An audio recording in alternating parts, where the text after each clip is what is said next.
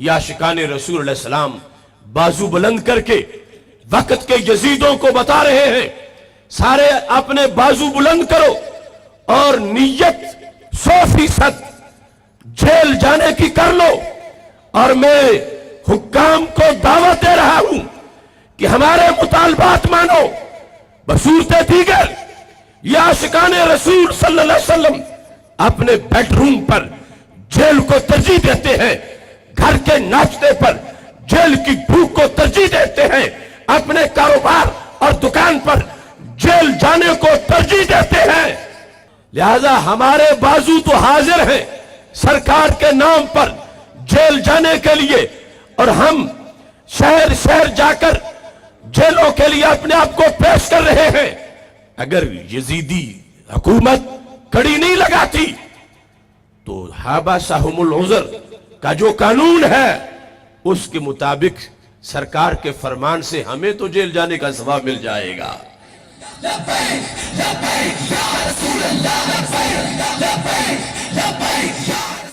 तहरीक लब्बैक या रसूल अल्लाह सल्लल्लाहु अलैहि वसल्लम जो इस मुल्क में नामूस मुस्तफ़ा सल्लल्लाहु अलैहि वसल्लम की पासबानी और निज़ाम मुस्तफ़ा सल्लल्लाहु अलैहि वसल्लम की हुक्मरानी के लिए हज़रत गाजी मुमताज़ हुसैन कादरी शहीद रहमतुल्लाह अलैह की तमन्ना के मुताबिक अपना किरदार अदा कर रही है। इस लिहाज से जब भी नामूस मुस्तफ़ा अलैहिस्सलातु वस्सलाम या अकीदा ख़त्म नबूवत 295C या दीन बरहक के किसी भी महाज से आवाज़ आती है तो इस तहरीक के कायदीन और कारकुनान लब्बैक कहते हुए तहफ़्फ़ुज़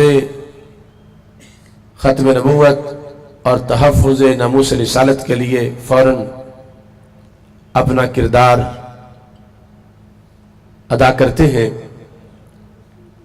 2 अक्टूबर को हलफनामा ख़त्म नबूवत में तब्दीली की गई और वो छोटा जुर्म नहीं था, बहुत बड़ा जुर्म था। ओथ का लफ्ज़ हल्फ किया गया। 7B और 7C जो दोनों शिक्के तकरीबन 6 लाइनों की कादियानियों के बारे में थी उन्हें ख़त्म किया गया और इस तब्दीली का मकसद कादियानियों को पार्लियामेंट में पहुंचाना था और उनके लिए तकरीबन 23 अरब डॉलर इसराइल की तरफ से मुख्तस भी किए जा चुके थे कि वो इलेक्शन उन पैसों से लड़ें और उनके लिए कोई रुकावट ना हो। अल्लाह का करोड़ों बार शुक्र है कि अहले सुन्नत व जमात फौरन बेदार हुए और अभी 2 अक्टूबर की डेट गुजरी नहीं थी कि सबसे पहले हमें इस पर अपनी आवाज़ बुलंद करने का शर्फ हासिल हुआ और फिर 3 अक्टूबर को वो पहली प्रेस कॉन्फ्रेंस थी जिसमें 7B और 7C समेत सारी चीज़ों को हाईलाइट किया गया। अगरचे दूसरी तरफ से साजिद मीर जैसे लोग हुकूमत के पालतू वो सरे से इनकार कर रहे थे कि कुछ तब्दीली हुई नहीं है और ये उलमा खामखा शोर मचा रहे हैं। जब उसने चैलेंज दिया तो अल्लाह का फजल है कि हमने चैलेंज को कबूल किया और सिर्फ कबूल ही नहीं किया बल्कि 12 अक्टूबर को साजिद मीर को शिकस्त फाश से भी हमकिनार किया कि जब हुकूमत ने दफ़ा 144 नाफिज की थी कि मुनाजरा की जगह ना पहुंचा जा सके और साजिद मीर का भरम रह जाए तो अल्लाह के फजल से हम मुनाजरे की जगह पर पहुंचे। 12 अक्टूबर लाहौर प्रेस क्लब के सामने 5 बजने में अभी 5 मिनट बाकी थे। तकरीबन 800 पुलिस एहलकार हमारे रास्ते में खड़े किए गए थे, लेकिन इसके बावजूद ख़त्म नबूवत के तहफ़्फ़ुज़ के लिए और मक्कार लोगों के मकर का पर्दा चाक करने के लिए अल्लाह ने वहाँ पहुँचने की तौफीक दी। हमने वहाँ पर प्रेस कॉन्फ्रेंस की, मेरे समेत 94 अफराद गिरफ्तार हुए, लेकिन अल्लाह का करोड़ों बार शुक्र है कि हमने अहले सुन्नत पे कर्ज नहीं रहने दिया اور جو چور اور ڈاکو حکومتی سرپرستی میں ختم نبوت کی چوری کو چھپانا چاہتے تھے، ہم نے اس کا پردہ چاک کیا۔ اس کے بعد 2 دن دھرنا ہوا تھانہ کوتوالی کے سامنے، اور پھر اس امر کو مزید اجاگر کیا گیا کہ ختم نبوت کے حلف نامہ میں جن لوگوں نے تبدیلی کی ہے وہ بہت بڑے مجرم ہیں، ان کو بے نقاب کیا جائے اور انہیں سزا دی جائے۔ یہ سلسلہ ابھی جاری تھا کہ رانا ثناء اللہ نے وہ کفریات بکے کہ جو واضح طور پر قرآن و سنت کی روشنی میں بھی کفر ہے، اور آئین پاکستان کے لحاظ سے بھی وہ آئین پاکستان سے بغاوت اور غداری اور کفر ہے اور قادیانیوں کی وکالت ہے۔ اس کے خلاف بھی اللہ کے فضل سے بندہ ناچیز نے اپنا فتویٰ 12 اکتوبر کو دیا، اور اس کے بعد سے مسلسل اب تک ہم اپنی آواز کو بلند کر رہے ہیں کہ وہ برطرف کیا جائے، اور اس کو صرف برطرفی یا اس کا استعفیٰ کافی نہیں ہے، بلکہ اس کے ساتھ ساتھ اسے سزا دی جائے۔ اور آئین پاکستان میں ایسے شخص کی سزا موت سے کم نہیں ہے۔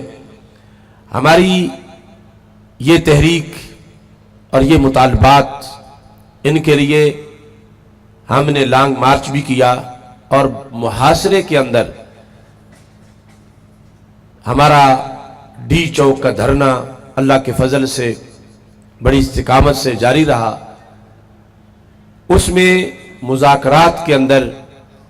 حکومت نے ہم سے یہ معاہدہ کیا، جو ہمارا مطالبہ تھا کہ قادیانیوں کی شرنگیزیوں کو کنٹرول کرنے کے لیے ایک مشاورتی کونسل برائے ختم نبوت قومی ادارہ تشکیل دیا جائے، کہ آئین میں جو کچھ پابندیاں ہیں ان پابندیوں کے نفاذ کے لحاظ سے ہر وقت وہ ادارہ اپنا کردار ادا کرے۔ 1974 کے اس ختم نبوت کے عظیم پیغام کے بعد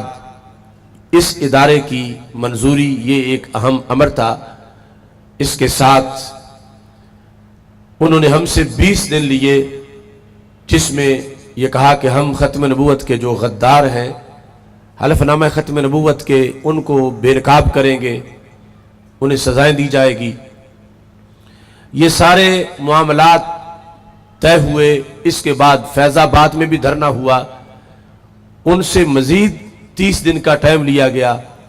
کہ ہم بتائیں گے کہ مجرم کون ہے، اور پھر ان کو سزا دی جائے گی۔ اس کے بعد لاہور میں ہمارا 7 روزہ دھرنا ہوا، اس میں پھر انہوں نے معاہدہ کیا کہ ہم بتائیں گے کہ حلف نامہ ختم نبوت کے مجرم کون ہے۔ افسوس یہ ہے کہ اب تک حلف نامہ ختم نبوت کے جو مجرم ہیں وہ بے نقاب نہیں ہو سکے۔ راجہ ظفر اللہ کی رپورٹ اگرچہ اب وہ سیل رپورٹ کورٹ میں پیش کر دی گئی ہے، لیکن ابھی تک وہ رپورٹ شائع نہیں کی گئی، اور یہ بتایا نہیں جا رہا کہ کون لوگ تھے کہ جنہوں نے حلف نامہ ختم نبوت میں تبدیلی کی۔ ایسے میں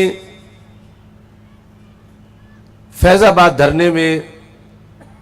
بقول فیض آباد دھرنا قائدین کے 20 لوگوں کو شہید بھی کر دیا گیا۔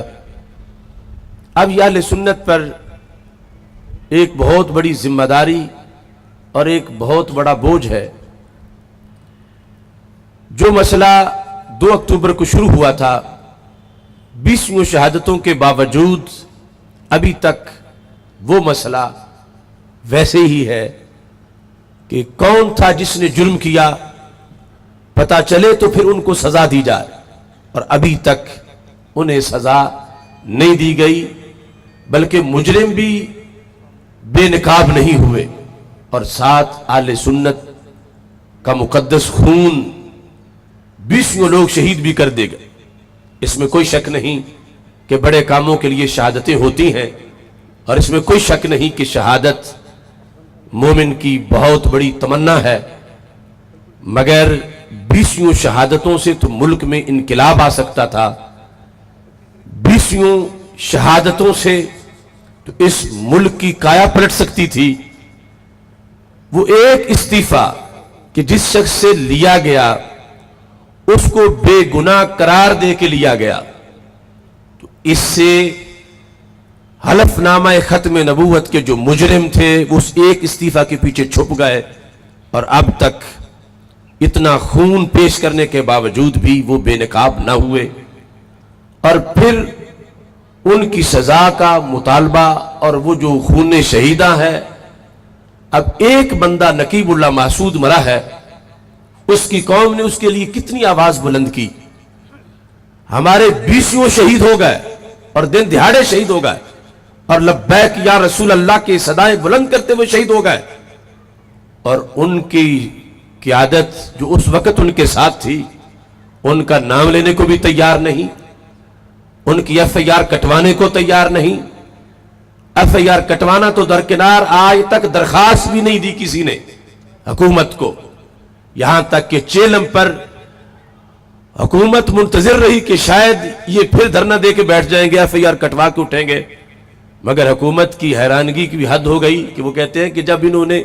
FIR کا ذکر تک نہ کیا تو ہم حیران رہ گئے کہ ہمیں تو یہ دباؤ تھا کہ اب یہ واپس نہیں جائیں گے۔ تو اس طرح یعنی اصل ہمارا ختم نبوت کا مسئلہ جو قادیانیوں کے مقابلے میں ہے، امریکہ کے مقابلے میں ہے، وہ اسی طرح ہے کہ پاکستان جیسے ملک میں پارلیمنٹ کے اندر جنہوں نے ختم نبوت میں ڈاکہ ڈالا، یقیناً وہ نواز شریف ہے، وہ شہباز شریف ہے، وہ مریم نواز ہے، لیکن ان کو چھپانے کے لیے ایک استعفیٰ سامنے کر دیا گیا۔ اور افسوس یہ ہے کہ مفتی کا کام ہے کسی کا جرم بتانا، استعفیٰ تو ایک ثانوی حیثیت ہے۔ اب کوئی بندہ زانی ہو اور وہ یہ کہے کہ مجھے زانی نہ کہو، میں اپنا شہر چھوڑ جاتا ہوں، اور مفتی کہے ٹھیک ہے میں تمہیں زانی نہیں کہتا، تم شہر چھوڑ جاؤ، تو کیا اس کو اسلام کہیں گے؟ اس کو شریعت کہیں گے؟ مفتی کا کام ہے برے کو برا کہے، استعفیٰ ثانوی حیثیت ہے، اور یہاں تو استعفیٰ لینے والے گویا خود استعفیٰ دے کے آ گئے کہ ہم فتویٰ نہیں لگائیں گے، ہم اس کو برا نہیں کہیں گے۔ جس کو پہلے خود غدار نبوت کہا، غدار رسالت کہا، اس کے بارے میں پھر چپ کر لی، اور رانا ثناء اللہ کے بارے میں جو واضح کفریات بک رہا ہے، تو وہ تحریک جس کا ماٹو ہی تحفظ ناموس رسالت ہے اور جس کا ماٹو ہی تحفظ ختم نبوت ہے، آج اس کے تعارف کو نقصان پہنچایا جا رہا ہے۔ اس واسطے ہم نے اللہ کے فضل سے جو مذاکرات ڈی چوک میں کیے، ہم ان کو آج بھی شرعی مذاکرات ثابت کرتے ہیں، اور غیر شرعی مذاکرات سے اہل سنت کے تقدس کو ٹھیس پہنچا ہے۔ اہل سنت کی صدیوں کی تاریخ میں تمہیں کوئی ایسا مفتی نہیں ملے گا کہ جو حکومت کو لکھ کے دے آئے کہ فلاں بندہ برا تو ہے مگر میں اسے برا نہیں کہوں گا، فلاں بندہ توہین رسالت کا مرتکب تو ہے مگر ہم فتویٰ نہیں لگائیں گے، فلاں بندہ ختم نبوت کا ڈاکو تو ہے مگر ہم اس کے بارے میں بولیں گے نہیں۔ یہ تاریخ میں پہلی بار غیر شرعی معاہدہ کیا گیا۔ اس واسطے ہم نے اس آواز کو مزید مسلسل کیا کہ ہمارے کھاتے میں ایسا معاہدہ کوئی نہ ڈالے، نہ ہم نے کیا نہ ہم سے مشورہ ہوا۔ ہماری آواز پہلے دن سے یہی ہے کہ صرف زاہد حامد کا استعفیٰ ہمارے مسئلے کا حل نہیں، زاہد حامد جیسے ہزاروں کتے ہمارے کسی ایک شہید کی جان کا بھی بدلہ نہیں ہو سکتے۔ ان کی کیا حیثیت ہے؟ وہ تو پھر بھی اسی سیٹ پہ سب کچھ کر رہا ہے، اس کو تو سارا پروٹوکول ملا ہوا ہے، اور حکومت کو بھی بہانہ مل گیا کہ استعفیٰ تو ہو گیا، اب ہم سے کیوں جھگڑتے ہو، اب کیا لینا چاہتے ہو، اب کیوں آواز بلند کر رہے ہو؟ اصل چور سارے اس استعفے کے پیچھے چھپ گئے۔ ہمارے مطالبات جن کے پیش نظر ہم جیل بھروں کے لیے پاکستان کے نگر نگر میں آواز دے رہے ہیں، ان میں سے یہ ہے کہ زاہد حامد مجرم ہے، استعفیٰ صرف حل نہیں، اس کی سزا استعفے کے بعد ہے، اسے سزا دی جائے، اور جتنے مجرم دیگر ہیں ان کو بے نقاب کیا جائے، رانا ثنا کو برطرف کیا جائے، رانا ثنا کو سزا دی جائے، اور جو شہدائے ختم نبوت ہیں ان کی FIR کاٹی جائے، ان کو انصاف دیا جائے، دن دہاڑے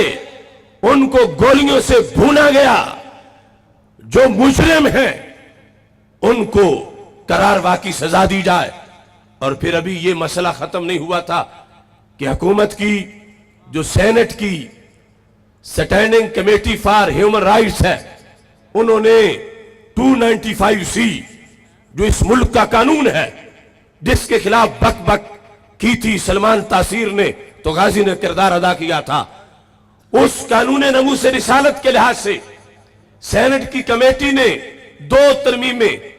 پیش کر دیں۔ ایک یہ کہ گستاخ کی سزا موت نہیں، عمر قید ہونی چاہیے، اور دوسری یہ ترمیم کہ اگر وہ معافی مانگے تو اس کو چھوڑ دینا چاہیے۔ یہ دونوں ترمیمیں سٹینڈنگ کمیٹی میں پیش ہو چکی ہیں، آگے ایوان میں پیش کرنا چاہتے ہیں۔ ہم نے اسی دن سے اپنی تحریک کا اس کو بھی حصہ بنایا کہ اگر سینٹ میں 295C میں کسی طرح کی کوئی تبدیلی کی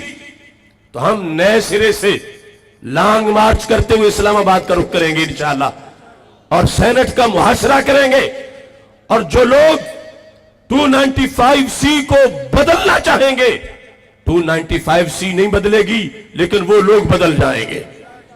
اس واسطے ان عظیم مقاصد کے لیے ہمارا مطالبات جو منظور شدہ ہے ان پر عمل درآمد کروانے کے لیے حکومت کے لیے ہم نے آواز بلند کی۔ جس وقت بار بار ان کو جھنجھوڑنے سے، بار بار ان کو جھنجھوڑ کر متوجہ کرنے سے وہ انگریز کے پالتو غلام متوجہ نہیں ہو رہے، تو شریعت مطہرہ ہمیں حکم دیتی ہے کہ مؤذن کا کام اذان دینا ہے، اسے نا امید ہو کے بیٹھنا نہیں چاہیے، اسے اپنی اذان دیتے رہنا چاہیے، اسے منظم کرنا چاہیے، اسے مؤثر انداز میں دینا چاہیے۔ اور پھر قرآن مجید برہان رشید میں حضرت یوسف علیہ السلام کا یہ فرمان ہے، جب انہیں حالات کا سامنا تھا، جن حالات میں ان کی مرضی پوری نہیں ہو رہی تھی، جن حالات میں ان کے تقاضے عفت پاک دامنی کے، عزت اور حرمت کے پورے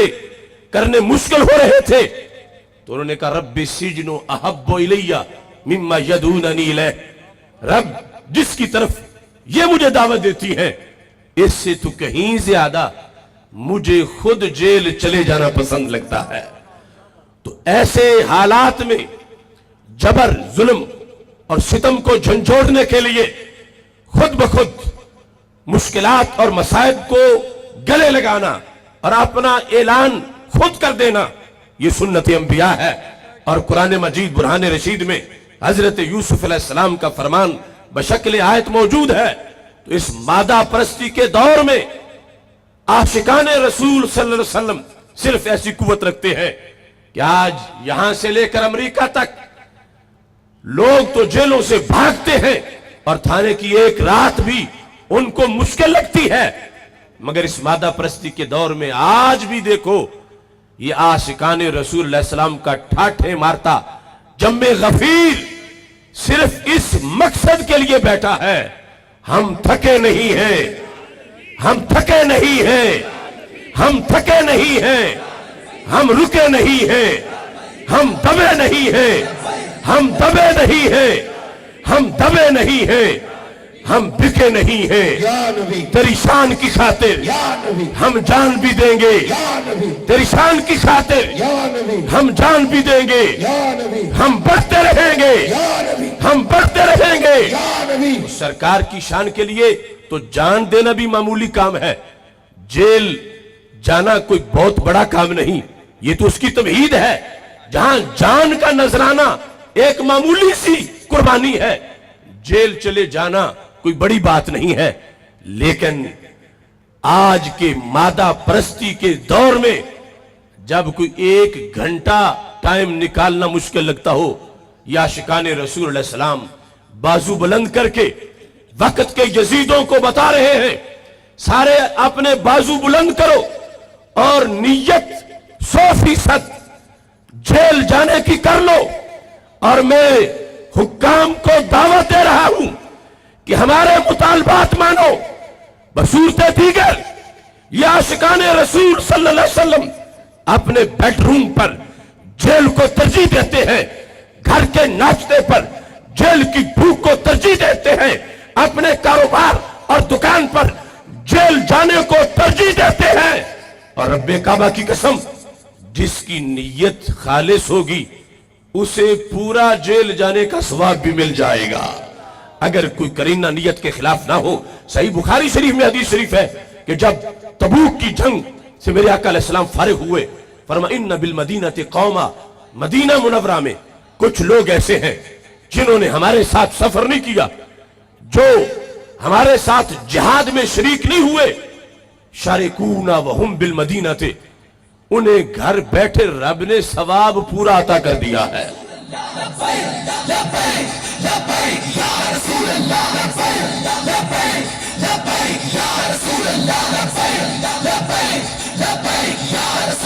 اس بنیاد پر صحابہ کرام رضی اللہ تعالیٰ عنہ نے پوچھا کہ جہاد میں آئے نہیں، کافروں کو مارا نہیں، سفر کیا نہیں، بھوک برداشت کی نہیں، زخمی ہوئے نہیں، تو ثواب کیسے پورا مل گیا؟ تو میرے آقا علیہ السلام نے فرمایا حبسہم العذر شارکون بحسن النیت، 100% تیار تھے مگر وقت جب آیا تو بیمار تھے، آ نہ سکے۔ رب تو دل جانتا ہے، اللہ نے نیت پر ہی پورا ثواب عطا فرما دیا ہے۔ لہذا ہمارے بازو تو حاضر ہیں سرکار کے نام پر جیل جانے کے لیے، اور ہم شہر شہر جا کر جیلوں کے لیے اپنے آپ کو پیش کر رہے ہیں۔ اگر یزیدی حکومت کڑی نہیں لگاتی تو حبسہم العذر کا جو قانون ہے اس کے مطابق سرکار کے فرمان سے ہمیں تو جیل جانے کا ثواب مل جائے گا۔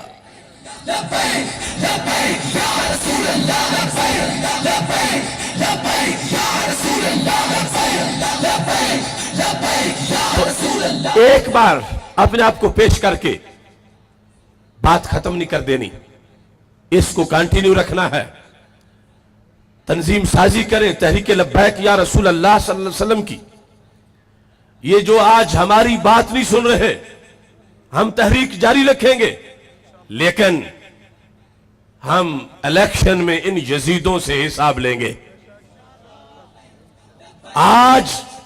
جو ان کی گردن میں سریا ہے یہ ضرور ٹوٹے گا۔ ارے بات کی بات تو کیا، غازی صاحب کا دوسرا عرس ابھی آیا نہیں، نواز شریف تو 2 بار نااہل ہو چکا ہے۔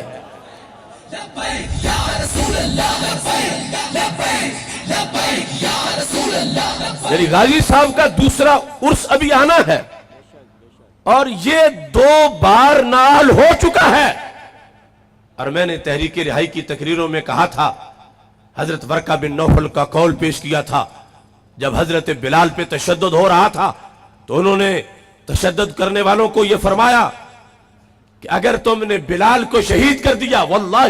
لئن قتلتموہ لأتخذنہ حنانا، اگر تم نے بلال شہید کر دیا تو یاد رکھو بلال شہید ہو کے بھی تمہاری جان نہیں چھوڑے گا، بلال شہید ہو کے بھی، بلال کی قبر بھی تجھ پہ راج کرے گی، بلال کی قبر کا بھی روب ہوگا، بلال کی قبر کی وجہ سے بھی تمہیں ذلت اور رسوائی کا سامنا کرنا پڑے گا۔ یہ حوالہ تحریک رہائی میں نے بارہا پیش کیا کہ نواز شریف مت چھوڑنا ممتاز حسین قادری کو، اگر تم نے پھندے پہ چڑھا بھی دیا تو یہ نہ سمجھنا کہ تم آرام سے بیٹھو گے، غازی کی قبر بھی تم پہ حکومت کرے گی، غازی کی قبر بھی تم پہ راج کرے گی۔ آج نواز شریف کو تو جوتے مار کے اسلام آباد سے نکال دیا گیا، لیکن غازی تو پھر بھی اسلام آباد میں ڈیرے لگا کے بیٹھا ہے، اور غازی کی عظمت بڑھ رہی ہے۔ اس بنیاد پر یہ تحریک آگے مسلسل بڑھا کر मुतालबात हुकूमत से मनवाएंगे और जो कसर रह गई या ना माना गया तो फिर बताना है। जब ये वोट मांगने आए तो इन्हें कहना किसी कादियानी बहन से वोट मांगो और किसी कादियानी भाई से वोट मांगो। हम तो हैं गुलामान रसूल सल्लल्लाहु अलैहि वसल्लम। जिस वक्त आए तो इन्हें कहो कि भगवान और रहमान को एक कहने वालों, अब भगवान के बंदों से वोट मांगो, रहमान के बंदे तो तहरीक लब्बैक को वोट देंगे। अब लोगों को बताओ कि वोट का तकद्दुस क्या है, वोट होता क्या है। अरे वोट बैत है, वोट अमानत है, वोट शहादत है, एक गवाही है, एक अमानत है, एक बैत है। तब बैत करते वक्त देखते नहीं हो कि किसकी बैत कर रहे। अमीरुल मोमिनीन 5 साल के बाद पूछा जाता है तुम्हारा अमीरुल मोमिनीन कौन होगा, और मोहर लगा के हाथ अंगूठे से बताते हो तो फिर सोचना अगर तुम्हारे अंगूठे वाला खत्म नबूवत पे हमला जाके करेगा तो हिस्सा तो फिर तुम्हें भी मिलेगा। माजी में जो कुछ हुआ वो हुआ, लेकिन मुस्तकबिल तो संभालो। इलेक्शन दरवाजे पे पहुंच चुके हैं, लिहाजा वो जमाना गया जब वोट होता था सड़क के लिए, वोट होता था थाने के लिए, वोट होता था कचहरी के लिए, वोट होता था बिरादरी के लिए। अब वोट बिरादरी का नहीं, मुमताज कादरी का है। अब वोट नाली का नहीं, दीन की रखवाली का है। अब वोट थाने से छुड़ाने के लिए नहीं, जन्नत ले जाने के लिए है। अरे वोट की तो झगड़ा था सारा इमाम हुसैन रजी अल्लाह तआला अन्हु का और यजीद का। यजीद वोट मांगता था, इमाम वोट नहीं देते थे। वजह क्या है कि तू नाअहल है और नाअहल को वोट नहीं दिया जाता। फिर सिर्फ वोट देने से इनकार ही नहीं किया, बरसरे पैकार भी आए। अरे 72 जाने तो दे दी मगर वोट नहीं दिया। 72 तन शहीद हो गए मगर नाअहल को वोट नहीं दिया। इस वास्ते आने वाले इलेक्शन के अंदर बजरिया वोट इनका मुहासबा करना है और इस सिलसिला में पूरा हक अदा करना है। और तहरीक रिहाई के कायदीन को गाजी साहब ने आखिरी रात ये पैगाम भेजा था कि मैं दुनिया से जा रहा हूं, नामूस मुस्तफ़ा अलैहिस्सलाम के लिए जान दे रहा हूं और निज़ाम मुस्तफ़ा अलैहिस्सलाम का मैं मुंतज़िर रहूंगा। जिन लोगों को उन्होंने नाम लेकर पैगाम भेजा था, अल्लाह का फजल है उनमें से बंदा नाचीज अपने आप को खारजार सियासत के लिए पेश कर चुका। लाहौर NA 124 से मैं खुद भी इलेक्शन लड़ने का ऐलान कर चुका हूं और 2 बार जो डी चौक में धरना दिया था, एक चेहलम के मौका पर गाजी साहब के चेहलम पर और दूसरा खत्म नबूवत के लिहाज से, तो मैं आखिरी तकरीर आखिरी प्रेस कॉन्फ्रेंस में वहां ये कह के आया था कि अब 2 बार पार्लियामेंट के बाहर बैठ के हम जा रहे हैं। इंशाअल्लाह अगली बार अंदर बैठ के लब्बैक के नारे बुलंद करेंगे इंशाअल्लाह।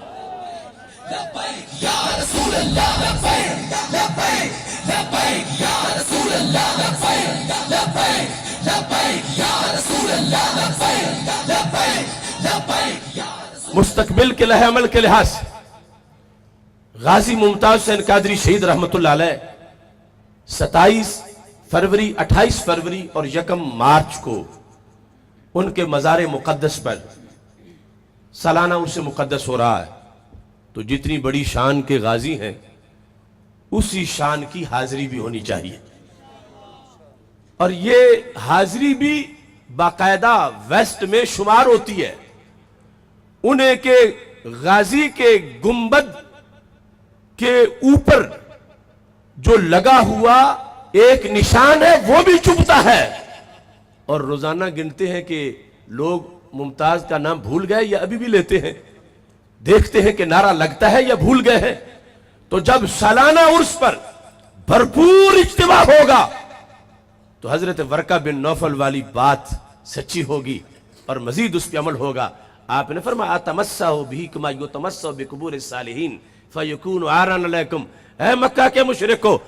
जहां बिलाल दफन करोगे मैं उस मिट्टी को हाथ लगा के चूमूंगा اور جو ہی میں ہاتھ لگا کے چوموں گا تو زمانہ تمہیں کوسے گا کہ کتنے کمینے ہو۔ اس بلال کو شہید کیا کہ جس کی قبر کی مٹی بھی چمکتی ہے۔ تو غازی کی قبر پر اس نیت سے جاؤ کہ جب غازی کے عرس پر جا کے سلام کرو گے تو دراڑ وائٹ ہاؤس میں پڑے گی۔ جو ممتاز حسین قادری کے مشن کے خلاف جنہوں نے اپنے ان غلاموں اور نواز شریف جیسے چمچوں سے غازی کو پھانسی کی طرف لے جا کر یہ سمجھا کہ بات ختم ہو جائے گی، یہ سالانہ عرس کی حاضری اس بات کو واضح کرے گی کہ غازی کا پیغام رکا نہیں، غازی کا قافلہ مسلسل بڑھتا چلا جا رہا ہے۔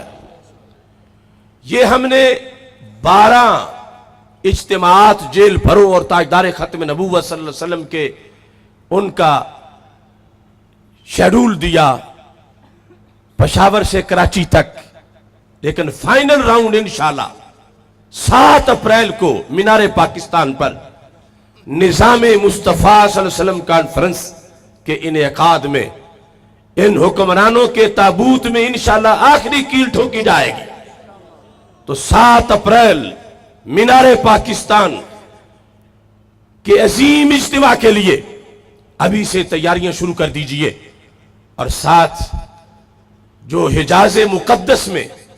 آثار رسول علیہ السلام کے خلاف نجدی حکومت نے جو سیاہ کارنامہ سر انجام دیا اس کی مذمت بھی کیجئے۔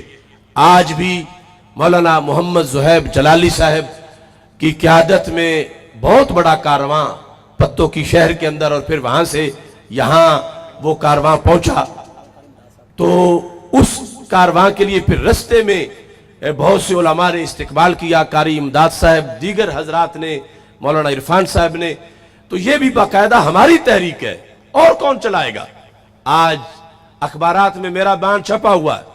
میں نے کہا حرم کے گونگے مفتی جب ٹرمپ کی بیوی سے شاہ سلمان ہاتھ ملا رہا تھا اس وقت گونگے تھے، اور آج سرکار کے آثار پہ شرک کے فتوے لگا رہے ہیں۔ انہیں کچھ ہوش کرنا چاہیے، انہیں سوچنا چاہیے۔ اور میں نے شاہ سلمان کو پیغام بھیجا ہے کہ ان چند بھیانک فکر کے مفتیوں کے کہنے پر تم سارے عالم اسلام کو پریشان کر رہے ہو، تو یہ آثار رسول اللہ السلام کوئی نجدی جاگیر نہیں ہے، یہ ساری امت کا ورثہ ہے۔ اگر تمہیں ان کے بارے میں کوئی تکلیف ہے، تمہارے مفتیوں کو کوئی دلیل نہیں بیٹھنے دیتی، تو ہم ان کے ساتھ مناظرہ کرنے کو تیار ہیں۔ عربی میں مناظرہ کر کے ان کو چت کریں گے اور یہ ثابت کریں گے کہ آثار رسول اللہ السلام کے بارے میں جو 14 صدیوں میں مسلمانوں کا عقیدہ رہا ہے، وہ صحابہ سے چل کے آیا ہے، وہ قرآن و سنت کے مطابق ہے، اور وہی عقیدہ آج بھی اللہ کے فضل سے اہل سنت و جماعت کا ہے۔ لہٰذا آثار رسول اللہ السلام کے تحفظ، مطالبات ختم نبوت پر عمل درآمد کرانے کے لیے،